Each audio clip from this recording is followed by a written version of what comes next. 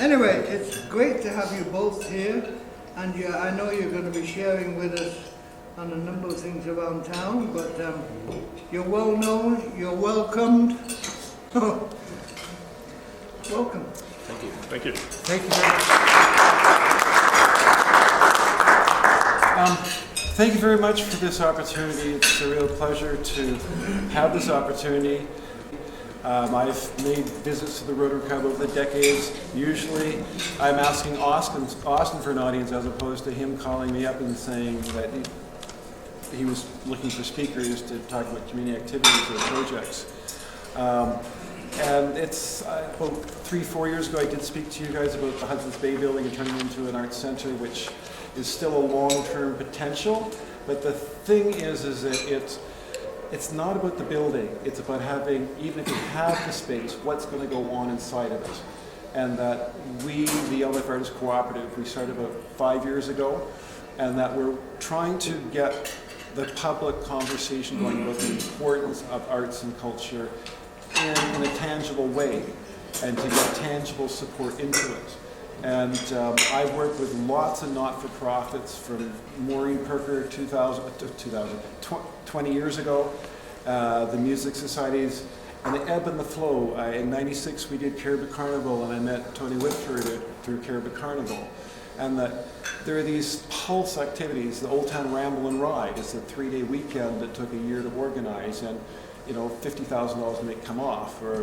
But the demographics and the economy of Yellowknife is shifting to some degree, and arts and culture is a natural thing to come to the surface. We've got huge amounts of unrecognized or harnessed art skills, and that we've got good art programs in the school systems, but when you get past the school systems, there's no continuing education in the arts, and there's very limited employment in the industry. And that my own 2 daughters, why are they going to come back from Montreal? They're in the arts, they want to do the arts. And so the Yellowknife Artists Cooperative is advocating for the development of the Northwest Territories Centre for the Arts. And we see it as a 20, 50, 100-year vision.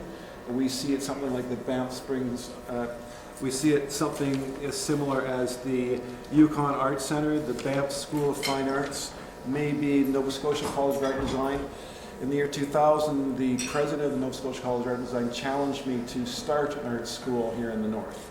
And I didn't take him seriously, but I can't get rid of the vaccination. We are looking to develop our capacities. Roland and I are carrying the torch on this. Agnes has been helping us with this, and that people have been coming to us, particularly Raymond YAC, who just released his book about Before I Remember When the White Man Came. We were approached by other Indigenous artists. They want to work with us. They can see the merits of this. We see creating a hub or some hubs where it can be a resource where artists can go to virtually or physically. The Rotary Club, I thought this was a perfect match for me. You guys are international thinking, you're locally acting, and that you've got a huge diversity of skills that you pool and share. And that one of the things we're hoping is that within your group, we can find some mentors to strengthen the things that artists are not good at. I personally am dyslexic. I am not responsible for releasing copy going to the newspaper. It doesn't work that way. So we are looking for mentorship, and we are also looking for funds to keep things moving forward. Old Town Glassworks, Old Town Bike Works, myself, now SSI Micro has come on board as a sponsor from the community to help with our current project, the YAC 2022, YAC Fest 2022, where we put up a 40-foot diameter geodesic dome. It used to belong to Caribou Carnival. I acquired it a decade ago, and now we've recycled it and put it back up as a unique venue where artists are encouraged to congregate between April 1st and April 10th. We're putting on a whole diversity of activities.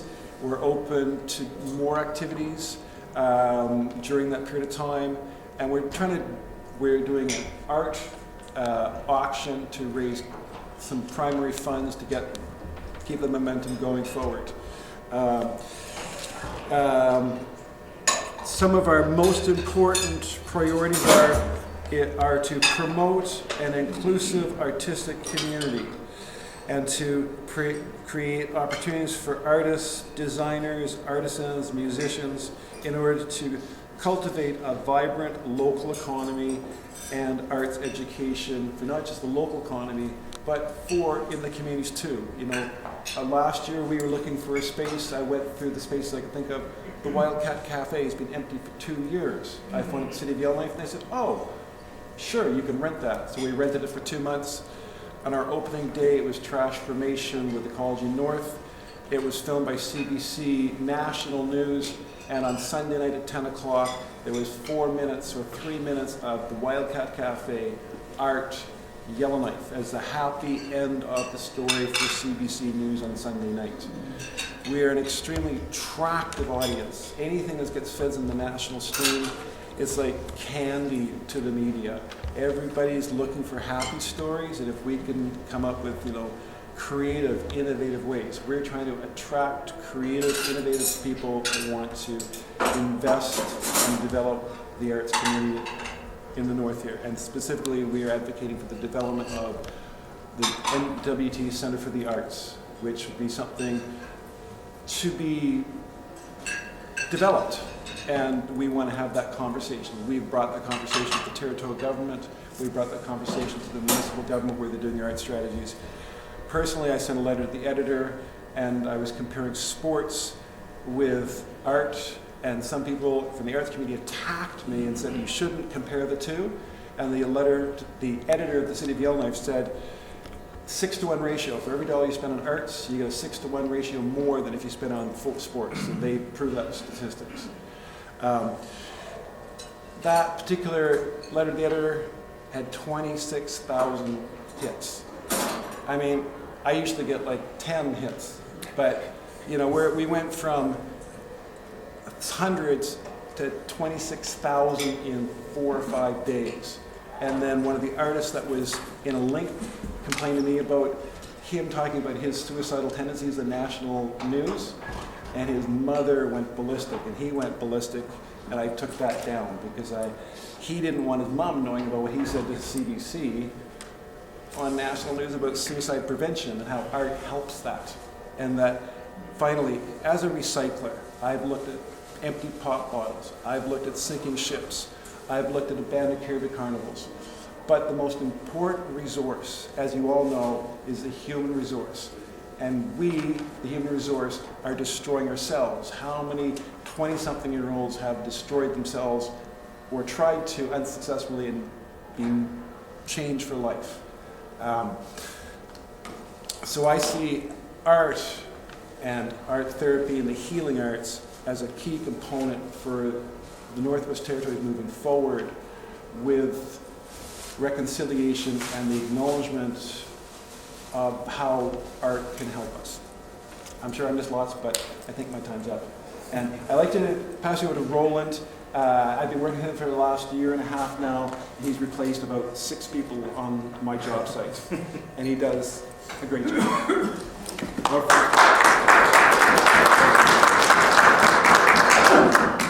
First of all, as I didn't send an introduction, I'm just going to do a short introduction. I'm originally born in Germany in 1966. I came to Canada in 1991 after I realized that the wide open spaces, the intact nature of Canada and the amazing Canadian citizens make a much better place for me actually to live. I finally had a chance to move to Yellowknife in 2019. One thing I realized of the arts community in the north, it is extremely underrated, it is undervalued, and it is undersupported. We have right now in Yellowknife alone 8,000 registered artists. Out of these 8,000 registered artists, 7,600 work up to 2 or 3 jobs to sustain their creation, their art. We suffering right now the beginning of an exodus of artists in the north. As young artists, middle-aged artists have to move actually south to get funding, to find space, to be able to perform and actually to be able to be recognized.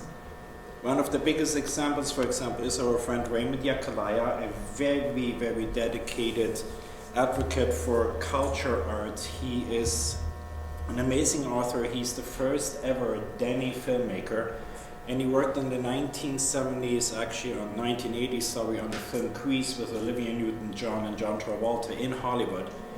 Why he came there? Because his mother gave him a camera for his birthday in his mid-teens, and he looked in the north everywhere to follow his dream to be a photographer, but he had to go south. And until today, he had no chance actually to return, because he, even as a very successful author, will not have the support in the north as he can have in the south. And this is where this whole idea for me comes from, for the Northwest Territory Center for the Arts, an organization which actually values and supports our artists in the north to create an environment where the artists can stay in their hometown, get the education, get their chances to perform and to create. One thing for me, for the arts, it's not only an investment.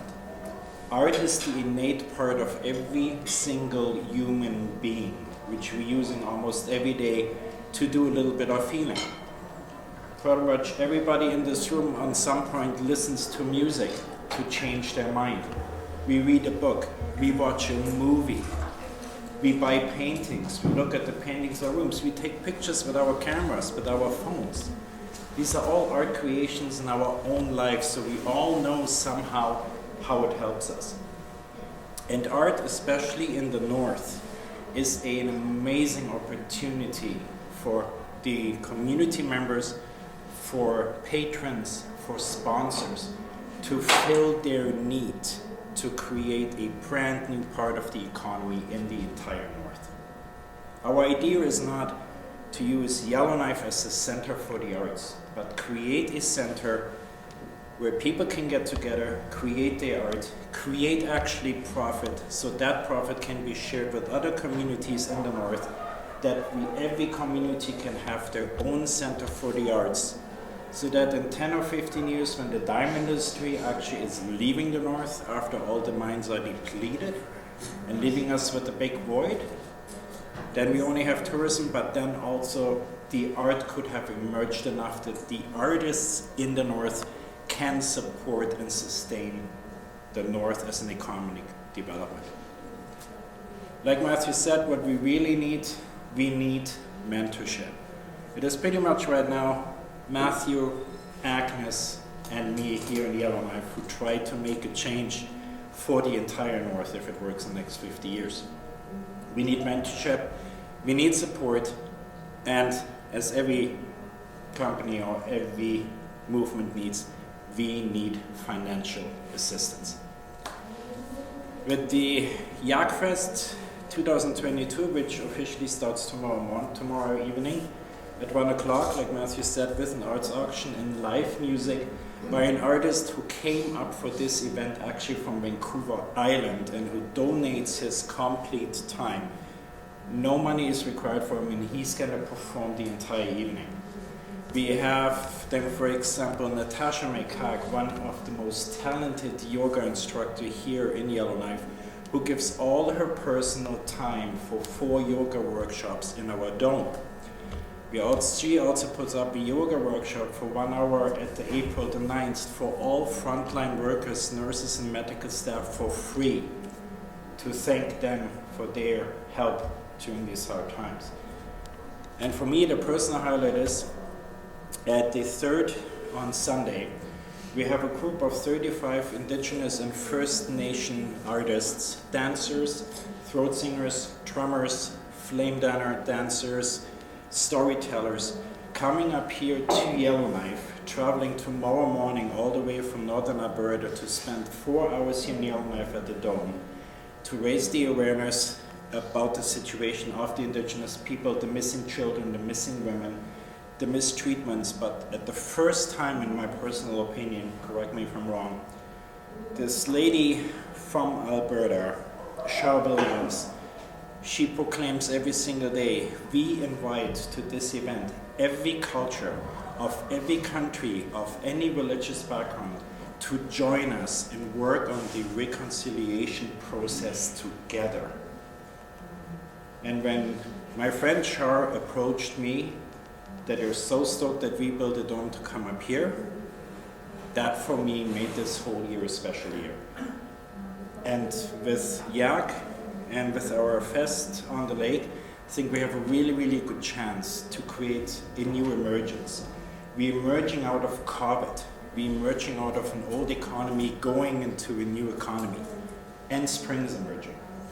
And hopefully with the help of the Rotary Club and other special individuals, hopefully we can make a big change in the entire culture environment in the North.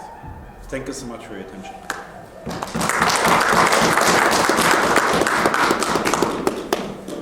Thanking the speaker, we have Diana. Matthew, Roland, and Agnes for the prompts. Thank you so much for presenting to us today. What really struck out to me was your passion for the arts and the promotion of, I'm just going to wing it, so I'll just kind of wing part of it. Like the passion that's there and the healing aspect of the arts as well, and then ways of having people express different ways, and because like you mentioned about like the throat singers and the indigenous that are coming up here supporting that, from the written word to the director of the films that you mentioned there. It's amazing, and I just love how you talked about how this presents an opportunity for continuing education in the arts and employment. I was staggered at the statistics that we have 8,000 registered artists and 7,600 of them have 2 to 3 jobs. Like, the other thing as well is the arts, which I know to be true, is a source of wellness in every aspect, like emotional, mental, physical, and even like you had mentioned the art therapy, using that as a form of healing. That is powerful, and I know this to be true myself. I've actually done art therapy to deal with traumas from my past, and I can tell you from my own personal experience, if you guys got something like this going, that people would benefit in such a huge way, because it's gentle, it's intuitive, it's long-lasting, soul-changing, and yeah, I'm just so on behalf of the Rotary, I'm so thankful that you all came and presented.